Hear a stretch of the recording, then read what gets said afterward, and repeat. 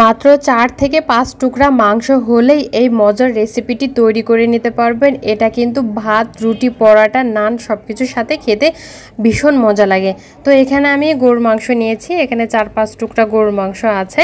তো মাংসটাকে ভালো করে ধুয়ে নিয়েছিলাম। আর এখানে কোফতার জন্য আলাদা আমি একটা মশলা বানিয়েছিলাম, সেই মশলাটা 1 চামচের একটু কম দিয়েছি। বেসন দিয়েছি, মরিচের গুঁড়া, স্বাদমতো লবণ, আদা বাটা, রসুন বাটা, কিছুটা বাদাম, হাতের কাছে যে বাদাম থাকবে সেই বাদামই দিতে পারেন। এখানে পাউরুটি নিয়ে নিয়েছি, একটা পাউরুটি আমি দিয়ে দিচ্ছি এখানে ছোট ছোট করে। তারপরে দিয়ে দিচ্ছি, আপনি চাইলে একটু ভিজিয়ে তারপরে পানিটা চিপড়ে দিতে পারেন। অল্প করে একটু তেল দিয়ে দিলাম, এই 1 চামচের মতো। তারপর এটাকে ব্লেন্ড করে নিয়েছি। এই যে ঠিক এরকম হয়েছে। এগুলোকে আমি এখন একটা বল বানিয়ে নিব। তো হাতে একটু তেল মাখিয়ে নিয়েছি, ঘি কিংবা বাটার যে কোনো কিছুই মাখিয়ে নিতে পারবেন। আর এরকম গোল গোল করে সুন্দর করে সবগুলো আমি মিষ্টির মতো করে শেপ দিয়ে নিয়েছি। এই যে হয়ে গেলে আমার এতগুলো হয়ে গেছে। তো এখানে আর একটা কড়াইতে আমি একটু ঘি দিয়েছি, ঘিটা গরম করে তারপর এখানে এই কোফতাগুলো দিয়ে দিব।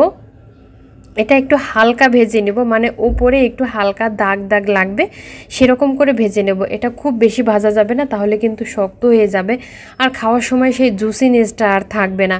তো এগুলোকে ভেজে নিয়েছি, আপনারা চাইলে কিন্তু তেল দিয়েও ভাজতে পারবেন। পরে আমি একই কড়াইতে তেল দিয়ে দিয়েছি, সয়াবিন তেল দিয়ে কুচনো রসুন দিয়েছি আর তেজপাতা দিয়েছি, সামান্য লবণ দিয়েছি। লবণ দিলে কিন্তু পেঁয়াজের বেরেস্তাটা খুব তাড়াতাড়ি হয়ে যায়। তো এখানে আমি পেঁয়াজটা বেরেস্তা করে নিয়েছি আর অল্প কিছু বেরেস্তা আমি তুলে রেখেছি আর কিছুটা বেরেস্তার ভিতরে অল্প করে একটু পানি দিয়েছি যাতে মশলাটা পুড়ে না যায়। এখানে সেই কোফতার মশলা দিয়ে দিয়েছি অল্প, আবার রসুন বাটা দিয়েছি, হলুদ দিয়েছি, মরিচের গুঁড়া দিয়েছি।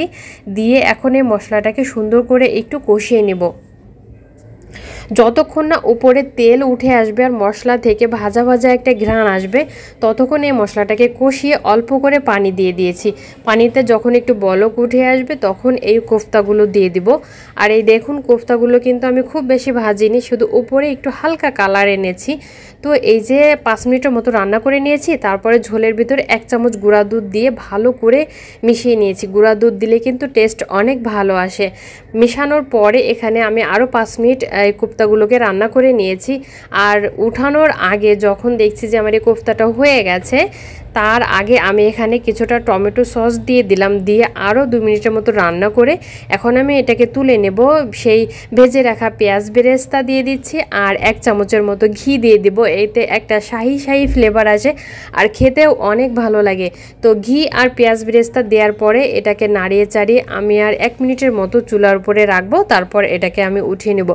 এটা খেতে এত মজা হয়, বিফ কোফতা কারি, আসলে আপনারা না বানালে বুঝতে পারবেন না। আমি ফার্স্ট টাইম বানিয়েছি, খেতে অনেক মজা হয়েছে আর দেখতে তো অনেক লোভনীয় লাগছে। তো আশা করি আপনারা সবাই ট্রাই করবেন। আর রেসিপিটি যদি ভালো লাগে অবশ্যই লাইক, শেয়ার ও কমেন্ট করতে ভুলবেন না।